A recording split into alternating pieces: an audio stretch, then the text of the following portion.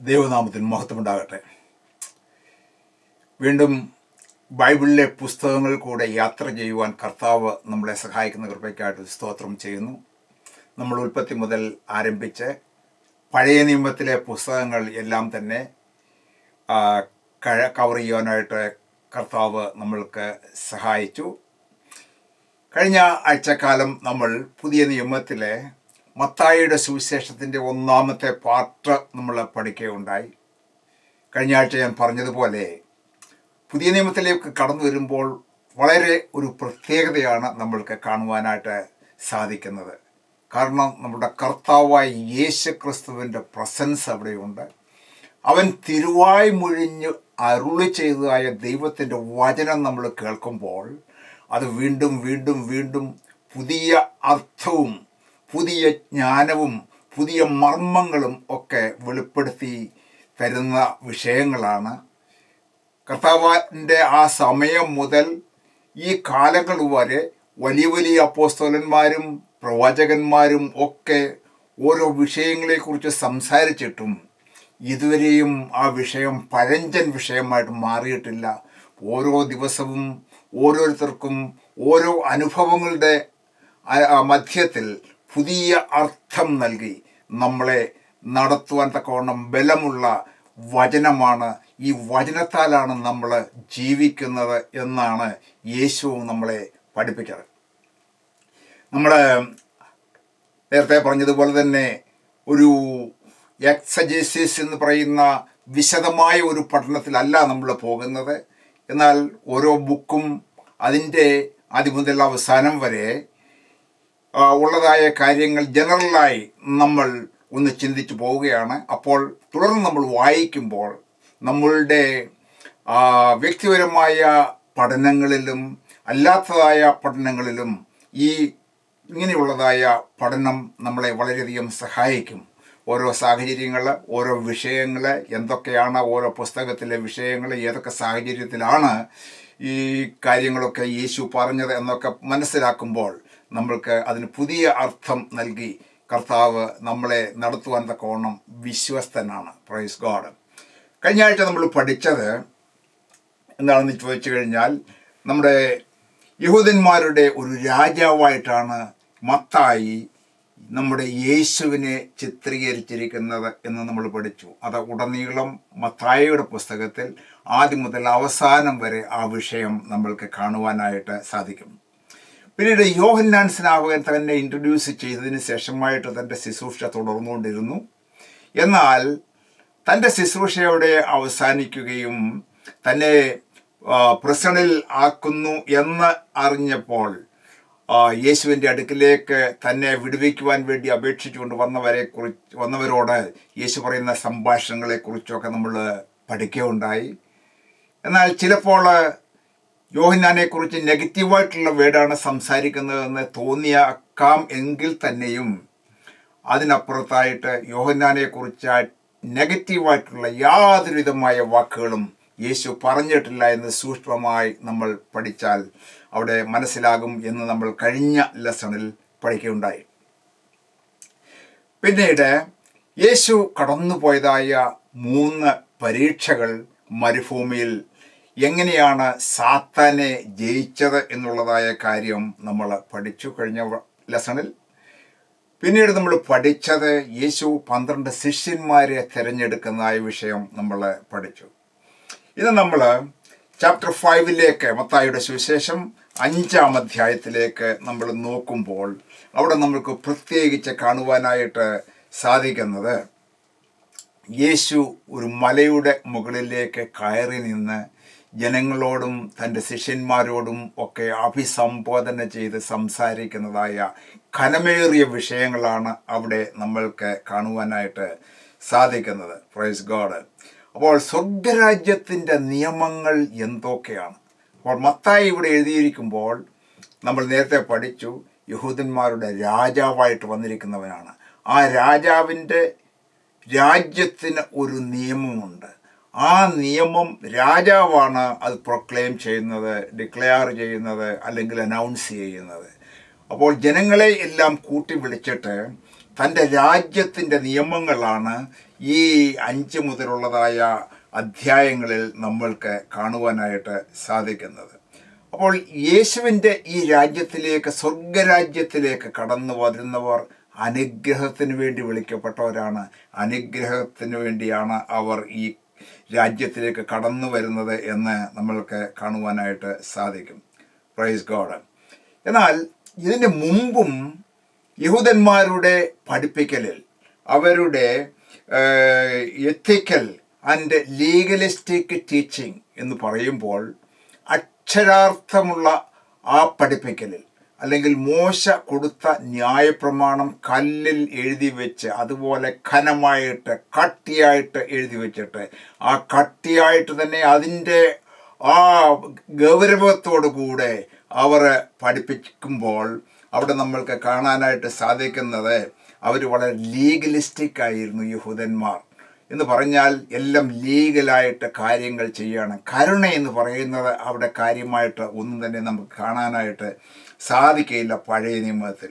അതുപോലെ തന്നെ എത്തിക്കൽ ആയിട്ടുള്ളതായ കാര്യങ്ങൾ ഒരു സമൂഹത്തിൽ, ആ സമൂഹത്തിൽ ജീവിക്കുമ്പോൾ അന്ന് മോശ എഴുതി വച്ചിട്ടുള്ളതായ ആ സാമൂഹ്യ നിയമങ്ങൾ ഒക്കെ പാലിക്കണം. അല്ലാത്തവരെ ആ സമൂഹത്തിൽ നിന്നും മാറ്റിക്കളയണം, അല്ലെങ്കിൽ ശിക്ഷിക്കണം എന്നുള്ളതായ കഠിനമായ, അല്ലെങ്കിൽ കല്ലിൽ എഴുതപ്പെട്ടതായ ആ വചനങ്ങളൊക്കെ കാണുമ്പോൾ, അല്ലെങ്കിൽ കൽപ്പനകൾ കാണുമ്പോൾ, ഇവിടെ യേശു ഒരു പ്രത്യേക രീതിയിലാണ് തൻ്റെ രാജ്യത്തിൻ്റെ കൽപ്പനകൾ കൊടുത്തിരിക്കുന്നത്. അത് എന്തൊക്കെയാണ് വ്യത്യാസം വരുത്തിയിരിക്കുന്നതെന്ന് നമ്മൾ നോക്കിയാൽ ചിലതൊക്കെ നമ്മൾക്ക് മനസ്സിലാക്കുവാനായിട്ട് സാധിക്കും. Praise God. ഇവിടെ ഈ ഇത്രയും കാര്യങ്ങളൊക്കെ പറഞ്ഞതിന് ശേഷമായിട്ട് ഒടുവിൽ യേശു പറയുകയാണ്, എൻ്റെ വചനം കേട്ട് പണിയുന്നവൻ പാറമേൽ പണിയുന്ന വീടിന് തുല്യമാണ് എന്ന് പറഞ്ഞു കഴിഞ്ഞാൽ, അല്ലാത്ത ഒരു മനുഷ്യൻ മണലിൻ്റെ മേൽ പണിത വീടിന് തുല്യമായിട്ട് ആണ് എന്ന് പറഞ്ഞുകൊണ്ടാണ് ആ പഠിപ്പിക്കലുകൾ അവിടെ അവസാനിപ്പിക്കുന്നത്. അപ്പോൾ 2 രീതിയിലുള്ളതായ പണികൾ ഈ ലോകത്തിൽ ഉണ്ട് എന്ന് യേശു പഠിപ്പിച്ചു. ഒന്ന് ഫാസ്റ്റായിട്ടുള്ള പണിയാണ്, വളരെ ഈസി ആയിട്ടുള്ള പണിയാണ്, വളരെ കഠിനാധ്വാനമില്ലാത്ത പണിയാണ്, വളരെ വിശാലമായിട്ടുള്ളതായ വാതിൽ ഉള്ളതായ കൂടെ പോയി പെട്ടെന്ന് പണി തീർക്കുന്നതായ ഒരു ജോലി. അത് ബുദ്ധി ഇല്ലാത്ത മനുഷ്യൻ ചെയ്യുന്നതായ പണിയാണ്. അത് മണലിൻ്റെ മേൽ അടിസ്ഥാനം ഇടാതെ വളരെ സൂത്രത്തിൽ എളുപ്പത്തിൽ പണിയുന്ന പണിയൊക്കെയാണ് ഈ മണലിൻ്റെ മേൽ പണിതായ വീട് എന്ന് പറയുന്നതായ കാര്യം നമുക്ക് മനസ്സിലാക്കാനായിട്ട് സാധിക്കുന്നത്. എന്നാൽ യേശു പറയുന്നത് എൻ്റെ വചനം കേട്ട് പണിയുന്നവൻ എന്ന് പറഞ്ഞാൽ നമ്മളുടെ ജീവിതം, നമ്മളുടെ കുടുംബം, നമ്മളുടെ മക്കൾ, നമ്മളുടെ സമൂഹം, നമ്മളുടെ ചർച്ച്, നമ്മളുടെ വിശ്വാസം, നമ്മളുടെ നിത്യത, ഇതെല്ലാം ഏതിനെ ആശ്രയിച്ചാണ് ഇരിക്കുന്നത്? നമ്മുടെ കർത്താവായ യേശു ക്രിസ്തു പറഞ്ഞതായ ആ വചനത്തെ ആശ്രയിച്ചാണ് ഇരിക്കുന്നത്. ആ വചനം കേട്ട് പണിയുന്നവൻ ആണ് ഈ ബുദ്ധിയുള്ള മനുഷ്യൻ. എങ്ങനെ പാറയുടെ മേൽ വീട് പണിതു, ആ പാറയുടെ മേൽ വീട് പണിയുന്നവൻ, അവൻ സമയമെടുത്തു, വേദനയിൽ കൂടെ കടന്നു പോയാലും, ബദ്ധപ്പാട് കൂടിയാലും, സമയം കൂടുതലെടുത്താലും ആ പണി വളരെ ബലവത്തായിരിക്കും. ക്രിസ്തു എന്ന പാറമേൽ ഉള്ള പണിയായിരിക്കും എന്നാണ് തൻ്റെ പഠിപ്പിക്കലിലൂടെ താൻ പഠിപ്പിച്ചത്. പ്രൈസ് ഗോഡ്, ദൈവത്തിന് സ്തോത്രം. അപ്പോൾ 2 കൂട്ടരെയാണ് ഇവിടെ നമ്മൾക്ക് കാണാനായിട്ട് സാധിക്കുന്നത്. അതായത് എൻ്റെ വചനം കേട്ട് പണിയുന്നവൻ. നമ്മളൊക്കെ ദൈവത്തിൻ്റെ ഈ വചനം കേൾക്കുന്നു, വായിക്കുന്നു, മനസ്സിലാക്കുന്നു, അത് ജീവിതത്തിൽ പ്രാവർത്തികമാക്കുവാൻ കർത്താവെ നമ്മൾക്ക് കൃപ തരണമേ എന്ന് പ്രാർത്ഥിച്ചുകൊണ്ട് അത് അനുസരണ മനോഭാവത്തോടുകൂടെ നമ്മൾ മുൻപോട്ട് പോകുമ്പോൾ മറ്റൊരു കൂട്ടരുണ്ട്, ഇതൊന്നും ഞങ്ങൾക്ക് ആവശ്യമില്ല, ഇത് വളരെ ഹാർഡാണ്, ഞങ്ങൾക്ക് ഇതിനേക്കാൾ എളുപ്പ മാർഗമുണ്ട്, ലോകത്തിൽ സുഖകരമായി ജീവിക്കുന്നതായ മാർഗങ്ങൾ പലതുണ്ട് എന്ന് പോകുന്നതായ മറ്റ് തരത്തിലുള്ളതായ ഒരു കൂട്ടരെയും നമ്മൾക്ക് ഇവിടെ കാണാനായിട്ട് സാധിക്കും. തുടർന്ന് നമുക്ക് വേഗത്തിൽ മുൻപോട്ട് പോകുമ്പോൾ 5-ാം അധ്യായത്തിൽ ഈ മലമേൽ നിന്നുകൊണ്ട് സെർമൺ ഓൺ ദി മൗണ്ട് എന്നാണ് പറയുന്നത്. വളരെ ഫേമസ് ആയിട്ടുള്ളതായ വാക്യങ്ങളാണ് ഇവിടെ നമുക്ക് കാണാനായിട്ട് സാധിക്കുന്നത്. ഈവൻ ക്രിസ്ത്യാനികളല്ലാത്തവർ പോലും മഹാത്മാഗാന്ധിയെ, ഇന്ദിരാഗാന്ധിയെ, അതുപോലെ വളരെ ഫേമസ് ആയിട്ടുള്ള മറ്റ് റിലീജിയസിൽപ്പെട്ട ആൾക്കാർ പോലും വളരെ ബഹുമാനത്തോടുകൂടി ഇത് പഠിക്കുകയും മനസ്സിലാക്കുവാൻ ശ്രമിക്കുകയും ചെയ്തതായ വാക്കുകളാണ് ഈ സെർമൺ ഓൺ മൗണ്ട് എന്ന് പറയുന്നത്. ഇവിടെ 5-ാം അധ്യായത്തിൻ്റെ 3-ാം വാക്യം നമ്മൾ നോക്കുമ്പോൾ, ആത്മാവിൽ ദരിദ്രരായവർ ഭാഗ്യവാന്മാർ, സ്വർഗരാജ്യം അവർക്കുള്ളത്. ഈ ലോകത്തിൽ വലിയ സമ്പത്തും പദവിയും ഔന്നത്യവുമുള്ളതായ ഒരു മനുഷ്യരെ അല്ല ദൈവം നോക്കുന്നത്. ആത്മാവിൽ ദരിദ്രരായിട്ട് യേശു പറയുന്നത് സ്വീകരിച്ചുകൊണ്ട് തൻ്റെ വാക്കിന് ചെവി കൊടുക്കുന്നതായ ആൾക്കാരെയാണ്, തൻ്റെ ശിഷ്യന്മാരെയാണ് ദൈവത്തിന് ആവശ്യമുള്ളത്. ആത്മാവിൽ ദരിദ്രരായവർ ഭാഗ്യവാന്മാർ, സ്വർഗരാജ്യം അവർക്കുള്ളത്. മത്തായി പറയുമ്പോൾ സ്വർഗരാജ്യത്തിൻ്റെ രാജാവ് കൽപ്പിക്കുന്നതായ നിയമമാണ് ഈ സ്വർഗരാജ്യം. എൻ്റെ സ്വർഗരാജ്യം അങ്ങനെയുള്ളവർക്കാണ്, ദരിദ്രരായിട്ടുള്ളവർക്ക്, ആത്മാവിൽ എന്നു ആണ് ഇവിടെ നമ്മൾക്ക് കാണുവാനായിട്ട് സാധിക്കുന്നത്. 5-ന്റെ 10-ാമത്തെ വാക്യം നമ്മൾ നോക്കുമ്പോൾ നമ്മൾ വേഗത്തിൽ മുൻപോട്ട് പോവുകയാണ്. നീതി നിമിത്തം ഉപദ്രവിക്കപ്പെടുന്നവർ ഭാഗ്യവാന്മാർ, സ്വർഗരാജ്യം അവർക്കുള്ളത് എന്നാണ് കാണുന്നത്. എന്ന് പറഞ്ഞാൽ നീതിയോടെ ഇവിടെ ഈ ലോകത്തിൽ ജീവിച്ചാൽ, കർത്താവിനെ സേവിച്ചുകൊണ്ട് ഈ ലോകത്തിൽ ജീവിച്ചാൽ അവർക്ക് ഉപദ്രവം നേരിടും എന്നുള്ളത് ഒരു സത്യമാണ്, വാസ്തവമാണ്. അത് യേശു തന്നെ തൻ്റെ ശിഷ്യന്മാരോട് പഠിപ്പിച്ചിട്ടുള്ളതായ കാര്യമാണ്. ഇന്നും അങ്ങനെ സംഭവിക്കുന്നു.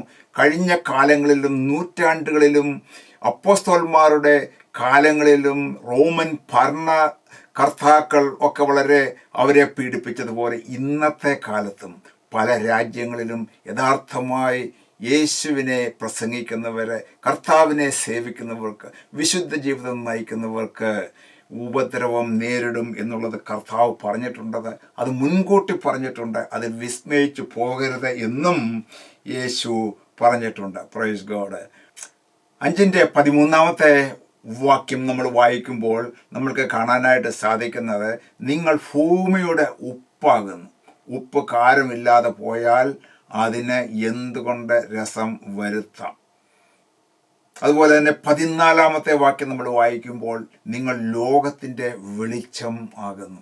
കർത്താവ് നമ്മളെ ഈ ലോകത്തിലാക്കിയിരിക്കുമ്പോൾ ഈ ലോകത്തിൽ ഉപ്പ് എങ്ങനെ ഈ ഭക്ഷണ പദാർത്ഥങ്ങൾക്ക് രസം വരുത്തി മറ്റുള്ളവർക്ക് ആസ്വാദ്യകരമായി തീർക്കുന്നു, അല്ലെങ്കിൽ ആശ്വാസകരമായി തീരുന്നു, അതുപോലെ നമ്മളുടെ ജീവിതത്തിൽ നമ്മളുടെ വാക്കുകൾ കൊണ്ട് ഉപ്പ് ചേർത്തുള്ളതായ വചനം എന്ന് പറഞ്ഞാൽ നല്ല രസത്തോടു കൂടെ, മറ്റുള്ളവർക്ക് വേദന വരാതെ, മറ്റുള്ളവർക്ക്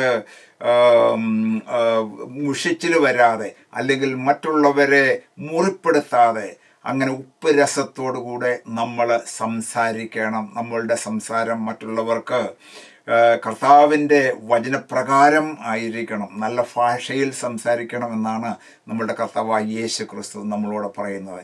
എന്നാൽ യേശുവിൽ വിശ്വസിക്കാത്തവർക്ക് ഏത് ഭാഷയും ഉപയോഗിക്കാം, എന്തും പറയാം. അങ്ങനെയുള്ളതായ ഒരു ലൈഫ് സ്റ്റൈലല്ല നമ്മൾക്കുള്ളത്. നമ്മൾ എല്ലായ്പ്പോഴും നമ്മൾക്കൊരു ഭാഷയുണ്ട്. അത് നമ്മളുടെ കർത്താവായ യേശു ക്രിസ്തുവിൻ്റെ വചനപ്രകാരം ആ സ്വർഗരാജ്യത്തിലെ പ്രജകൾക്ക് ചേർന്നതായ ഭാഷയായിരിക്കണം എന്നുള്ളതാണ്. അത് 2-ാമത്തെ ഭാഗം പറയുന്നത്, നിങ്ങൾ ലോകത്തിൻ്റെ വെളിച്ചമായിരിക്കണം. ഒരു വെളിച്ചം നൽകുന്ന വിളക്ക് നമ്മളിവിടെ വെച്ച് കഴിഞ്ഞാൽ, ഒരു ഇരുട്ടുള്ള മുറിയാണെങ്കിൽ അവിടെ വെളിച്ചം പ്രകാശിക്കുന്നത് പോലെ ദൈവത്തിൽ ആശ്രയിക്കുകയും ദൈവത്തിൻ്റെ വചനം പഠിക്കുകയും ദൈവത്തിൻ്റെ വചനം ജീവിതത്തിൽ പ്രാവർത്തികമാക്കുകയും അതിൻ്റെ ആ വെളിച്ചം ഹൃദയത്തിൽ ഉദിക്കുകയും ചെയ്തിട്ടുള്ളതായ ഒരു മനുഷ്യൻ എന്ന് പറഞ്ഞാൽ, ദൈവമക്കൾ എവിടെ പോയാലും ആ ദൈവീക പ്രകാശം അവരുടെ ചുറ്റുപാടും ഇങ്ങനെ പകർന്നുകൊണ്ടിരിക്കും എന്നുള്ളത് ഒരു വാസ്തവമാണ്. ഈ ലോകത്തിൽ വെളിച്ചമായി നമ്മൾ ശോഭിക്കണം. ഈ ലോകത്തിലെ വെളിച്ചമെന്ന് പറയുമ്പോൾ പിശാച് ആണ് ഈ ലോകത്തിൽ അന്ധകാരം വരുത്തിയത്. ഭൂമിയുടെ സൃഷ്ടിപ്പിൽ തന്നെ നമുക്ക് കാണാമായിരുന്നു, ആദ്യം എല്ലായിടവും അന്ധകാരം കൊണ്ട് നിറഞ്ഞതായിരുന്നു. ദൈവം ഒരു വാക്കുകൊണ്ട് സൃഷ്ടിപ്പിൽ പറയുകയുണ്ടായി, വെളിച്ചം ഉണ്ടാകട്ടെ എന്ന് പറഞ്ഞു. അത് നല്ലത് എന്ന് പറഞ്ഞു. വെളിച്ചം വന്നു കഴിയുമ്പോൾ ഇരുട്ട് മാറിപ്പോകുന്നു. പ്രിയപ്പെട്ടവരെ, നമ്മളുടെ ഒക്കെ വായിൽ കൂടെ ദൈവം നമ്മൾക്ക് തന്നിരിക്കുന്നതായ ദൈവത്തിൻ്റെ വചനം നമ്മൾ മറ്റുള്ളവരിലേക്ക് പകർന്നു കൊടുക്കുമ്പോൾ അവരുടെ ജീവിതത്തിൽ സാത്താൻ കൊണ്ടുവച്ചിരിക്കുന്ന ഇരുട്ട് സ്വതവേ മാറിപ്പോവുകയും അവരുടെ ജീവിതത്തിൽ വെളിച്ചം വീശുകയും അതുപോലെ തന്നെ ജീവിതത്തിൽ പ്രത്യാശയുള്ളവരായിട്ട് ഓരോ ദിവസവും മുൻപോട്ട് പോകുവാനും ഇടയായിത്തീരും. 5-ാം അധ്യായം 17-ാം വാക്യം നമ്മൾ നോക്കുമ്പോൾ യേശു പറഞ്ഞതായ ഒരു വാക്ക് വളരെ ശ്രദ്ധേയമാണ്. പ്രത്യേക ഇന്നത്തെ കാലത്ത് പലരും യേശുക്രിസ്തുവിൻ്റെ ശുശ്രൂഷയെക്കുറിച്ചും യേശുക്രിസ്തുവിൻ്റെ വരവിനെക്കുറിച്ചും തെറ്റായിട്ട് വ്യാഖ്യാനിക്കുമ്പോൾ യേശുക്രിസ്തു തൻ്റെ സ്വന്തം വായ കൊണ്ട് വിളിച്ചു പറഞ്ഞതായ ഈ വാക്ക് വളരെ പ്രസക്തമാണ് എന്ന് നമ്മൾ ഹൃദയത്തിൽ ഉറപ്പിച്ചു വച്ചിരിക്കുകയാണ്. അതായത് 5-ന്റെ 17-ാമത്തെ വാക്യം സ്വർഗരാജ്യത്തിൻ്റെ നിയമം എങ്ങനെയാണ് ക്രിസ്തു നടപ്പിലാക്കുന്നത്? യേശു പറയുന്നത്, ഞാൻ ന്യായപ്രമാണത്തെയോ പ്രവാചകന്മാരെയോ നീക്കേണ്ടതിന് വന്നു എന്ന് നിരൂപിക്കരുത്. അപ്പോൾ അന്നത്തെ കാലത്ത് ഈ ലീഗലിസ്റ്റിക് ആയിട്ടുള്ള ആളുകൾ അല്ലെങ്കിൽ എത്തിക്കൽ നിയമങ്ങളൊക്കെ പാലിച്ചുകൊണ്ട് ഇരിക്കുന്നതായ ആ യഹൂദന്മാര് വിചാരിക്കുന്നത് ഞാൻ ന്യായപ്രമാണത്തെ നീക്കുവാൻ വേണ്ടി വന്നു എന്നാണ്. എന്നാൽ യേശു സ്വന്തം വായ കൊണ്ട് പറയുകയാണ്, ന്യായപ്രമാണത്തെ നീക്കുവാൻ വേണ്ടി അല്ല ഞാൻ വന്നത്. അതുപോലെ തന്നെ പ്രവാചകന്മാർ മുമ്പ് ഇവിടെ വന്നിട്ടുണ്ട്, ആ പ്രവാചകന്മാരെയും നീക്കുവാൻ വേണ്ടി അല്ല ഞാൻ വന്നത്. പിന്നെ എന്തിനു വേണ്ടിയാണ് യേശു വന്നത്? അടുത്ത വാചകത്തിൽ പറയുന്നുണ്ട്, വളരെ ശ്രദ്ധിച്ച് കേൾക്കേണ്ടതായ വാക്യമാണ്. നീക്കുവാനല്ല നിവർത്തിപ്പാൻ അത്രേ ഞാൻ വന്നത്. നീക്കുവാൻ അല്ല നിവർത്തിപ്പാൻ അത്രേ ഞാൻ വന്നത്. നമ്മുടെ കർത്താവായ യേശുക്രിസ്തു പഴയ നിയമത്തിൽ യേശുക്രിസ്തുവിൻ്റെ നിഴലായിട്ട് കാണിച്ചിരിക്കുന്നതായ വസ്തുക്കൾ എല്ലാം നിവർത്തിച്ച് അതിൻ്റെ യഥാർത്ഥ രൂപം കാണിക്കുവാൻ വേണ്ടിയാണ് ഈ ലോകത്തിലേക്ക് വന്നത്. ആ സ്വർഗരാജ്യം അങ്ങനെയാണ് സ്ഥാപിക്കുവാനായിട്ട് വന്നത് എന്ന് നമ്മൾ മനസ്സിലാക്കണം. അതായത് പഴയ നിയമത്തിൽ ആദാമിൻ്റെ പാപം മുതൽ ലോകം മനുഷ്യർ എല്ലാം തന്നെ അവരുടെ സന്തതികളായിട്ടുള്ളവർ പാപികളായി തീർന്നു. അവരെ രക്ഷിക്കുവാൻ വേണ്ടി ഒരു യാഗത്തിനും പെർഫെക്റ്റായിട്ട് പൂർണ്ണമായിട്ട് കഴിഞ്ഞിരുന്നില്ല. എന്നാൽ അവർ ഓരോ വർഷവും പുതിയ പുതിയ യാഗങ്ങൾ കഴിച്ച് അപ്പോഴപ്പോൾ അവരുടെ പാപങ്ങൾക്ക് വിമുക്തി നേടിയിരുന്നു എന്നാണ് പഴയ നിയമത്തിൽ യാഗങ്ങൾ കൊണ്ട് നമുക്ക് മനസ്സിലാക്കുന്നത്. കാരണം ആ യാഗങ്ങൾ ഒന്നും പെർഫെക്റ്റ് അല്ലായിരുന്നു. എന്നാൽ ആ യാഗങ്ങളുടെ എല്ലാം മുകളിലായിട്ട് ദൈവം തന്നെ സ്വന്തം പുത്രനായിട്ട് ഈ ലോകത്തിലേക്ക് അവതരിച്ച് മനുഷ്യവേഷം എടുത്ത് മരിക്കുവാൻ വേണ്ടി ഈ ലോകത്തിലേക്ക് വന്നു. കാരണം ദൈവമായി വന്നു കഴിഞ്ഞാൽ മരിക്കുവാൻ കഴിയുകയില്ല, ദൈവത്തിന് മരണമില്ല. അതുകൊണ്ടാണ് മനുഷ്യനായിട്ട് ഈ ലോകത്തിലേക്ക് നമ്മുടെ കർത്താവായ യേശു ക്രിസ്തു വന്നത്. ആ ന്യായപ്രമാണത്തെ എഴുതിയവൻ, ന്യായപ്രമാണത്തെ കൊടുത്തവൻ തന്നെ ഇവിടേക്ക് വന്നിട്ട് പാപമില്ലാത്ത ദൈവത്തിൻ്റെ കുഞ്ഞാടായിട്ട് അവൻ വെളിപ്പെട്ടു. അങ്ങനെ അവൻ ആ ശുശ്രൂഷ ചെയ്ത് ലോകത്തിൻ്റെ എല്ലാ പാപങ്ങളെയും ചുമന്നുകൊണ്ട് അവൻ ആ യാഗത്തിൻ്റെ ശുശ്രൂഷ, പഴയ നിയമത്തിലെ ശുശ്രൂഷ അവിടെ നിവർത്തിച്ചു എന്നാണ് അവിടെ നമുക്ക് കാണാനായിട്ട് സാധിക്കുന്നത്. ഇനിയിപ്പോൾ ഒരു യാഗവും ആവശ്യമില്ല. ഈ യാഗത്തിൽ നമ്മൾ വിശ്വസിച്ചാൽ മതി.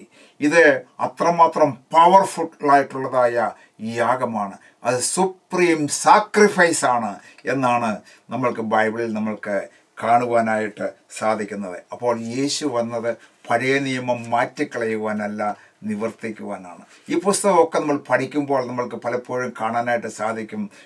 പഴയ നിയമത്തിലെ പ്രവാചകന്മാർ ഇപ്രകാരം പറഞ്ഞിരിക്കുന്നു, മോശ ഇപ്രകാരം പറഞ്ഞിരിക്കുന്നു. ഈ കാര്യങ്ങളും പ്രവചനങ്ങളും ഒക്കെ യേശുവിന് നല്ലവണ്ണം അറിയാം.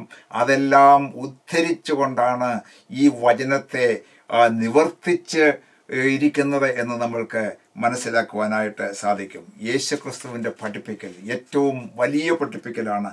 അത് എത്ര പഠിച്ചാലും അതിൻ്റെ മർമ്മങ്ങളെ നമ്മൾക്ക് പൂർത്തിയാക്കാനായിട്ട് സാധ്യമാകുകയില്ല. വീണ്ടും വീണ്ടും അതിൻ്റെ വെളിപ്പാടുകൾ ഈ വചനത്തിൽ കൂടെ നമ്മൾക്ക് നൽകിക്കൊണ്ടിരിക്കും എന്നുള്ളത് ഓർക്കുമ്പോൾ ദൈവത്തെ നമ്മൾക്ക് സ്തുതിക്കുവാനായിട്ട് സാധിക്കും. 5-ാം അധ്യായത്തിൻ്റെ 19 വാക്യം നമ്മൾ വായിക്കുമ്പോൾ ഇങ്ങനെയാണ് പറയുന്നത്: ആകയാൽ ഈ ഏറ്റവും ചെറിയ കൽപ്പനകളിൽ ഒന്ന് അഴിക്കുകയും മനുഷ്യരെ അങ്ങനെ പഠിപ്പിക്കുകയും ചെയ്യുന്നവന് സ്വർഗരാജ്യത്തിൽ ഏറ്റവും ചെറിയവനെന്ന് വിളിക്കപ്പെടും.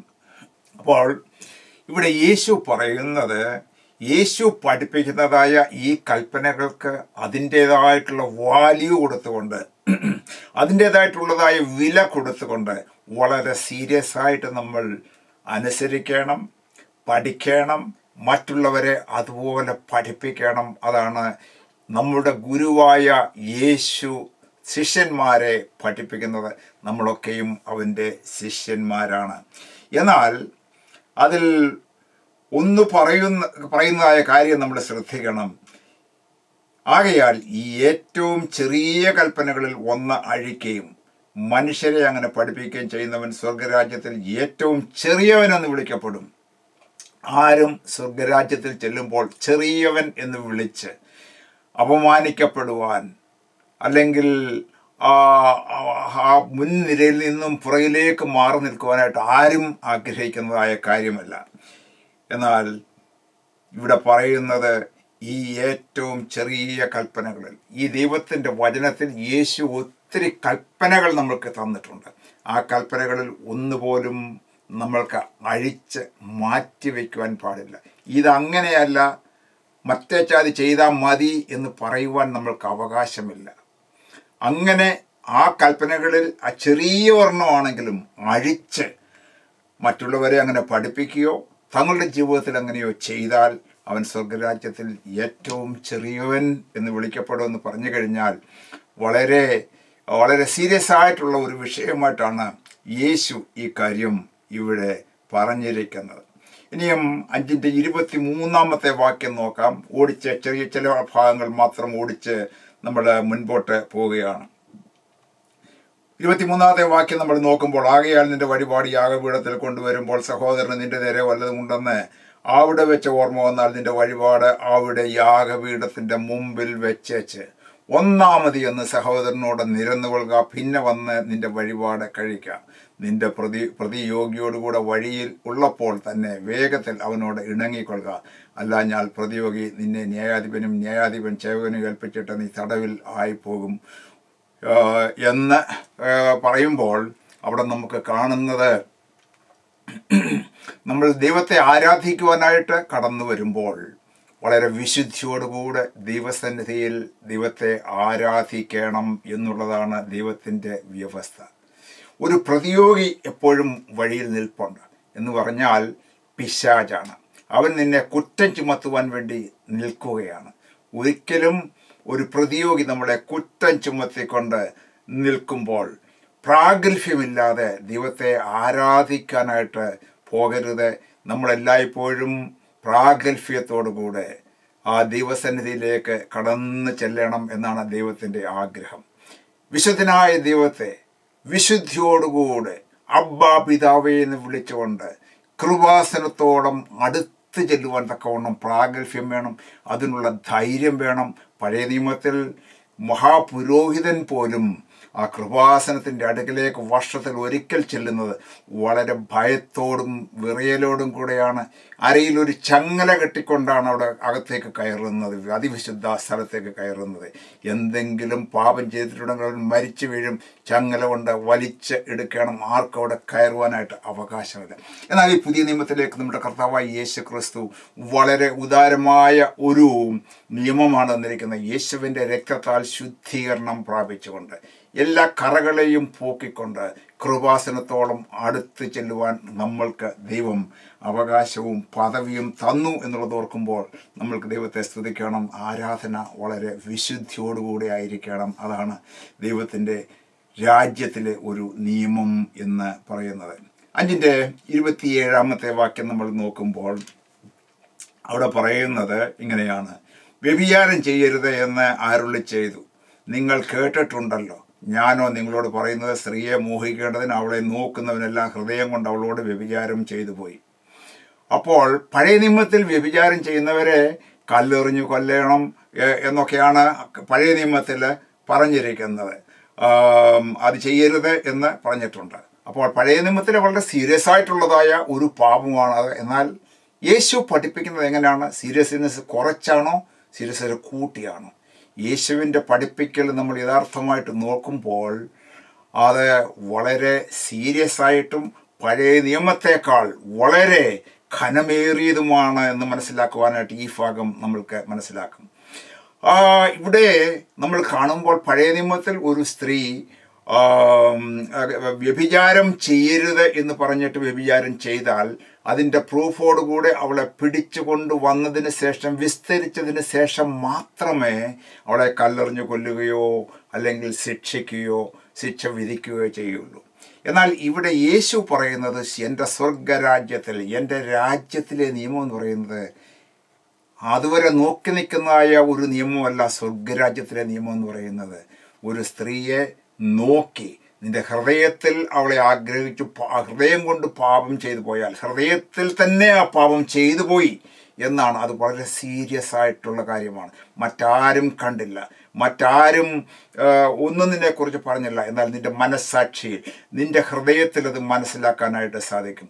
അപ്പോൾ അങ്ങനെ പോലും വളരെ വിശുദ്ധിയോടുകൂടെ ജീവിക്കണം. ഈ പഴയ നിയമത്തിൽ അങ്ങനെ ഉള്ളതായ ശിക്ഷയാണ് എങ്കിൽ ഈ പുതിയ നിയമത്തിലേക്ക് വരുമ്പോൾ ഹൃദയത്തിലുള്ള പാപം പോലും സകലത്തെയും അറിയുന്നവനായ ദൈവം അറിഞ്ഞ് നമ്മളെ വിധിക്കുന്ന കർത്താവാണ് എന്നാണ്. അപ്പോൾ പഴയ നിയമത്തിലെ ആ നിയമങ്ങളെ മാറ്റിക്കളയുവാനല്ല യേശു വന്നത്, അവനെ നിവർത്തിക്കുവാൻ വേണ്ടിയാണ്. വളരെ സീരിയസ് ആയിട്ട് നമ്മളെ പഠിപ്പിക്കുവാനും വിശുദ്ധീകരണത്തിലേക്ക് നമ്മളെ നയിക്കുവാനും വേണ്ടിയാണ് യേശു വന്നത് എന്ന് നമ്മൾക്ക് കാണുവാനായിട്ട് സാധിക്കുന്നു. 5:31 മുതൽ 32 വരെയുള്ള വാക്യങ്ങൾ നമ്മൾ പറയുമ്പോൾ അവിടെ ഈ ഉപേക്ഷണ പത്രത്തെക്കുറിച്ച് പറയുന്നുണ്ട്. അപ്പോൾ അതിനെക്കുറിച്ച് പല ഭാഗങ്ങളിലായിട്ട് യേശു പറയുന്നുണ്ട്. മോശ അങ്ങനെ കൽപ്പിച്ചിട്ടുണ്ടല്ലോ, അവർ ഉപേക്ഷിക്കുവാനായിട്ട് പറഞ്ഞിട്ടുണ്ടല്ലോ, വ്യഭിചാരം കൊണ്ട് അങ്ങനെ ചെയ്യാമല്ലോ എന്ന് പറയുമ്പോൾ യേശു പറയുന്നു, നിങ്ങളുടെ ഹൃദയ കാഠിന്യം കൊണ്ടാണ് മോശ അങ്ങനെ പറഞ്ഞത്. ആദ്യം ദൈവം മനുഷ്യനെ ആണും പെണ്ണുമായിട്ട് സൃഷ്ടിച്ചു. അവരെ വേർപിരിക്കരുത്, അവരെന്ന് ലൈഫ് ലോങ് ജീവിതത്തിൽ ഒന്നിച്ച് ജീവിപ്പാൻ വേണ്ടിയാണ് ദൈവം ആഗ്രഹിക്കുന്നത്. അതാണ് വിവാഹം എന്നുള്ളതിൻ്റെ നിർവചനവും നമ്മൾക്ക് ആ ഭാഗത്തു നിന്നും പഠിക്കുവാനായിട്ട് സാധിക്കും. ഇനി 5:38 നമ്മൾ നോക്കുമ്പോൾ അവിടെ നമുക്ക് കാണുന്നത് എന്താണ്? കണ്ണിന് പകരം കണ്ണ്, പല്ലിന് പകരം പല്ല്. അതാണ് പഴയ നിയമത്തിൽ പറഞ്ഞിരിക്കുന്നത്. ആ പഴയ നിയമത്തെ എങ്ങനെയാണ് നിവർത്തിക്കുന്നത്? അത് മാറ്റിക്കളയാൻ വേണ്ടിയാണോ യേശു വന്നത്? ഇവിടെ യേശു പറയുന്നത്, ഞാനോ നിങ്ങളോട് പറയുന്നത്, ഞാനോ നിങ്ങളോട് പറയുന്നത്. യേശു നമ്മുടെ രാജാവാണ്. സ്വർഗരാജ്യമാണ് നമ്മളുടെ രാജ്യമെന്ന് പറയുന്നത്.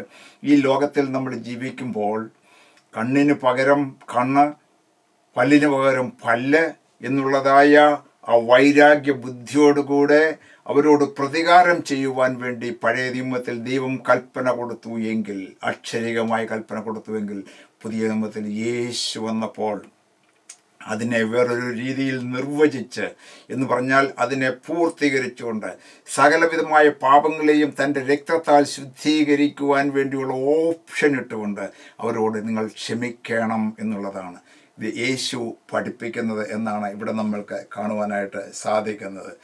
ഞാനോ നിങ്ങളോട് പറയുന്നത്, ദുഷ്ടനോട് എതിർക്കരുത്, വലത്തെ ചെകിട്ടത്ത് അടിക്കുന്നവന് ഇടത്തേതുകൂടെ കാണിച്ചു കൊടുക്കണം.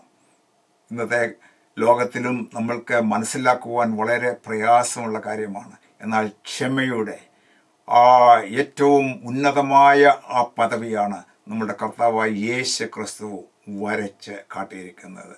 പ്രതികാരം പഴയ നിയമത്തിൽ ഉണ്ടായിരുന്നു എങ്കിൽ, ദൈവം അതിനെ അനുവദിച്ചിരുന്നുവെങ്കിൽ, നമ്മുടെ കർത്താവായ യേശു ക്രിസ്തു ആ ക്ഷമയുടെ ആത്യന്തികമായ ആ ഒരു വലിയ നിലയിലേക്ക് നമ്മളെ കൂട്ടിക്കൊണ്ടുപോയി അവരുടെ ശിഷ്യരായിട്ട് നമ്മളെ ഉപദ്രവിക്കുന്നവരെ പോലും അവരോട് ക്ഷമിച്ചിട്ട് വലത്തെ ചെള്ളയ്ക്ക് അടിക്കുന്നവർക്ക് ഇടത്തെ ചിള്ള കൂടെ കാണിച്ചു കൊടുക്കുവാനുള്ളതായ പഠിപ്പിക്കലാണ് സ്വർഗരാജ്യത്തിൻ്റെ പഠിപ്പിക്കൽ എന്ന് നമ്മൾക്ക് കാണുവാനായിട്ട് സാധിക്കും. 5:43 വാക്യം നമ്മൾ വായിക്കുമ്പോൾ, കൂട്ടുകാരനെ സ്നേഹിക്കുക, ശത്രുവിനെ പകയ്ക്ക എന്ന് പഴയ നിയമത്തിൽ പറയുന്നുണ്ട്. എന്നാൽ യേശു പറയുന്നത്, ഞാനോ നിങ്ങളോട് പറയുന്നത്, ഈ സ്വർഗരാജ്യത്തിൻ്റെ രാജാവായ ഞാൻ നിങ്ങൾക്ക് തരുന്നതായ കൽപ്പന എന്താണ്? നിങ്ങളുടെ ശത്രുക്കളെ സ്നേഹിപ്പീൻ. പഴയ നിയമത്തിൽ ശത്രുക്കളെ പകയ്ക്കുവാൻ വേണ്ടി അനുവാദമുണ്ടെങ്കിൽ യേശു ക്രിസ്തു ഈ ലോകത്തിലേക്ക് വന്നപ്പോൾ പറയുന്നത് ഇത് സ്വർഗരാജ്യമാണ്. അതിൻ്റെ വ്യവസ്ഥ മാറി ശത്രുക്കളെ സ്നേഹിപ്പീൻ. സ്നേഹം കൊണ്ട് ഈ ജനങ്ങളെ നിങ്ങൾ നേടിയെടുക്കണം എന്നാണ്. നമ്മൾ ഈ ലോകത്തിൻ്റെ ചരിത്രം പഠിക്കുമ്പോൾ, അല്ലെങ്കിൽ ക്രിസ്തീയ പ്രവർത്തനങ്ങളുടെ ചരിത്രങ്ങളൊക്കെ പഠിക്കുമ്പോൾ, ആഫ്രിക്കയിലെ മനുഷ്യരെ തിന്നുന്നവരായിരുന്നു, കാനിബൽസ് ആയിരുന്നു എന്ന് നമ്മൾക്ക് മനസ്സിലാക്കാൻ സാധിക്കും. എന്നാൽ പല മിഷണറിമാരും അങ്ങനെയുള്ളതായ ഐലൻഡുകളിലേക്കും ഫോറസ്റ്റുകളിലേക്കും ഒക്കെ ചെന്ന് അവരുടെ ജീവനെ പോലും തൃണവൽഗണിച്ചുകൊണ്ടാണ് അവിടേക്ക് ചെന്നിട്ട് യേശു ക്രിസ്തുവിൻ്റെ സ്നേഹത്തെക്കുറിച്ച് പറഞ്ഞു. അവരെയൊക്കെയും യേശു ക്രിസ്തുവിൻ്റെ ഭക്തരും ശിഷ്യരും ആക്കി തീർത്തത് എന്ന് നമ്മൾക്ക് കാണുവാനായിട്ട് സാധിക്കും. ഇതിൻ്റെ 48 വാക്യം വായിക്കുമ്പോൾ, ഈ സൽഗുണങ്ങൾ അല്ലെങ്കിൽ ഈ വെർച്യൂസ് നിങ്ങൾക്ക് ഉണ്ടായിരിക്കണം. എൻ്റെ രാജ്യത്തിൽ എന്ന് പറഞ്ഞാൽ സ്വർഗരാജ്യത്തിൽ ശിഷ്യരായിരിക്കുമ്പോൾ അവിടുത്തെ സിറ്റിസൺസ് ആകുന്നവർക്ക് ഈ വെർച്യൂസ്, ഈ സൽഗുണങ്ങളൊക്കെ ഉണ്ടായിരിക്കണം എന്നാണ് പറയുന്നത്. ഇനി ചാപ്റ്റർ 6 നമ്മൾ കടന്നു വരുമ്പോൾ അവിടെ നമുക്ക് തുടർന്നും ഈ സ്വർഗരാജ്യത്തിൻ്റെ നിയമങ്ങളാണ് നമുക്ക് കാണാനായിട്ട് സാധിക്കുന്നത്. നിങ്ങൾ ഭിക്ഷ കൊടുക്കുമ്പോൾ കപടഭക്തിക്കാരെ പോലെ കാഹളം ഊതിക്കരുത്. അന്ന് പഴയ നിയമത്തിൽ കാഹളം ഊതിച്ചുകൊണ്ടാണ് ഇങ്ങനെയൊക്കെ ചെയ്തിരുന്നത്. ഇന്നത്തെ കാലത്തും അങ്ങനെയുണ്ട്. എന്തെങ്കിലും ഒരു ഇത് ചെയ്യുമ്പോൾ വളരെ അധികമായ അഡ്വർടൈസ്മെൻറ്റും കാഹളവും ഒക്കെ ഊതിച്ച് ജനങ്ങൾ ഇവിടെ വെച്ച് തന്നെ മഹത്വം എടുക്കുകയാണ്. എന്നാൽ ദൈവം പറയുന്നത്, നമ്മുടെ കർത്താവായ യേശു ക്രിസ്തു പറയുന്നത്, നിങ്ങൾ കാഹളം ഊതിക്കാതെ അങ്ങനെ ഭിക്ഷ കൊടുക്കുമ്പോൾ വളരെ രഹസ്യത്തിൽ കൊടുക്കണം. രഹസ്യത്തിൽ കാണുന്ന പിതാവ് നിങ്ങൾക്ക് പ്രതിഫലം തരും എന്ന് പറയുന്നു. 6 അധ്യായത്തിൻ്റെ 5 വാക്യം വായിക്കുമ്പോൾ, കപടഭക്തിക്കാരെ പോലെ നിങ്ങൾ പ്രാർത്ഥിക്കരുത്. എന്താണ് ഈ കപടഭക്തിക്കാരെ പോലെ പ്രാർത്ഥിക്കരുത് എന്ന് പറയുന്നത്? പ്രാർത്ഥിക്കുമ്പോൾ ജാതികളെ പോലെ ജൽപ്പനം ചെയ്യരുത്. നമ്മൾ ഒരു പ്രാർത്ഥന ജസ്റ്റ് വെറുതെ പഠിച്ചിട്ട് അത് അങ്ങനെ അങ്ങ് ഉരുവിട്ട് കഴിഞ്ഞാൽ അതിനകത്ത് യാതൊരു പ്രയോജനവും ഇല്ല എന്ന് നമ്മൾക്ക് കാണുവാനായിട്ട് സാധിക്കും. നമ്മൾക്ക് പലപ്പോഴും കണ്ടിട്ടുള്ളതായ കാര്യങ്ങളാണ്. ചില സ്ഥലങ്ങളിലൊക്കെ ചെന്ന് കഴിഞ്ഞാൽ ഈ ഓരോരോ പ്രാർത്ഥനകളൊക്കെ ഇങ്ങനെ ചക്രത്തിൽ എഴുതിയിട്ട്, ഒരു വലിയ ചക്രം ഇങ്ങനെ ഉരുട്ടിക്കഴിഞ്ഞാൽ അല്ലെങ്കിൽ അത് കറക്കിക്കഴിഞ്ഞാൽ ഒരു പ്രാർത്ഥന ഒരു പ്രാവശ്യം ചൊല്ലി എന്ന് പഠിപ്പിക്കുന്നതായ ആൾക്കാരുണ്ട്. അപ്പോൾ ഒരു പ്രാർത്ഥന ഒരു പ്രാവശ്യമല്ല, നിങ്ങൾക്ക് 100 പ്രാവശ്യം പോലും ഇത് പെട്ടെന്ന് വേഗം കറക്കി ആ പ്രാർത്ഥന ചൊല്ലുവാനായിട്ട് സാധിക്കും എന്ന് പഠിപ്പിക്കുന്നതായ ജാതീയ പ്രമാണങ്ങളൊക്കെ ഉണ്ട്.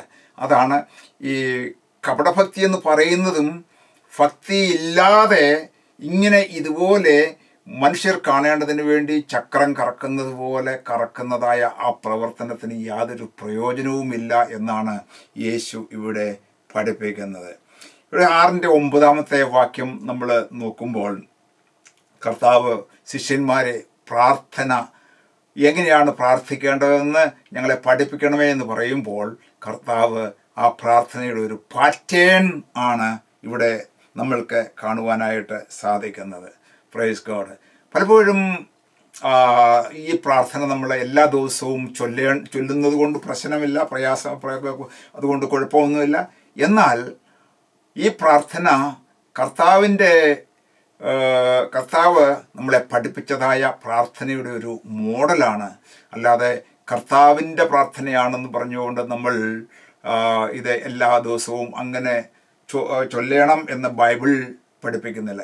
ഈ വണ്ണം നിങ്ങൾ പ്രാർത്ഥിപ്പീൻ എന്നാണ് പറഞ്ഞത്. സ്വർഗസ്ഥനായ നമ്മളുടെ പിതാവേ എന്ന് പറയുമ്പോൾ നമ്മൾക്ക് ആ ബന്ധം ഉണ്ടായിരിക്കണം. സ്വർഗസ്ഥനായ പിതാവിൻ്റെ ആ അനുഗ്രഹം ഉണ്ടാകുവാൻ ഈ പുത്രനിൽ കൂടെ വിശ്വസിച്ച് പിതാവിൻ്റെയും മക്കളുടെയും ബന്ധം ഉള്ളവർക്ക് മാത്രമേ ഈ പ്രാർത്ഥന ചൊല്ലുവാനായിട്ട് സാധിക്കുകയുള്ളൂ. അല്ലാത്തവർക്ക് ഈ പ്രാർത്ഥന ചൊല്ലിയതുകൊണ്ട് അതിനകത്ത് യാതൊരു അർത്ഥവുമില്ല എന്ന് നമ്മൾ മനസ്സിലാക്കണം. നിൻ്റെ നാമം വിശുദ്ധീകരിക്കപ്പെടണമേ. രണ്ടാമത്തേത്, അവിടുത്തെ സന്നിധിയിലേക്ക് വരുമ്പോൾ മോശ വിശുദ്ധ സ്ഥലത്തായിരുന്നപ്പോൾ നിൻ്റെ ചെരുപ്പ് എടുത്ത് എറിഞ്ഞു കളക, ഇതൊരു വിശുദ്ധ സ്ഥലമാണ് എന്ന് പറയുന്ന പോലെ പ്രാർത്ഥിപ്പാൻ തക്കവണ്ണം ദൈവസന്നിധിയിലേക്ക് കടന്നു വരുമ്പോൾ അതൊരു വിശുദ്ധമായ സ്ഥലമാണ്. വിശുദ്ധനായ ദൈവത്തെ കണ്ടുകൊണ്ട് സാന്നിധ്യം അനുഭവിച്ചുകൊണ്ട് ജീവിതത്തിലുള്ളതായ തെറ്റുകുറ്റങ്ങളെ ഏറ്റുപറഞ്ഞുകൊണ്ട് വിശുദ്ധീകരണത്തിൻ്റെ അനുഭവത്തോടു കൂടെ ദൈവത്തോടെ നമ്മൾ പ്രാർത്ഥനയിൽ ഏർപ്പെടണം എന്നാണ് അവിടെ യേശു നമ്മളെ പഠിപ്പിക്കുന്നത്. മൂന്നാമത്തെ കാര്യം, നിൻ്റെ രാജ്യം വരണമേ എന്ന് പറയുമ്പോൾ യേശുവിൻ്റെ പ്രാർത്ഥന എന്നും യേശു അത് പ്രാർത്ഥിച്ചുകൊണ്ടിരിക്കുകയല്ല.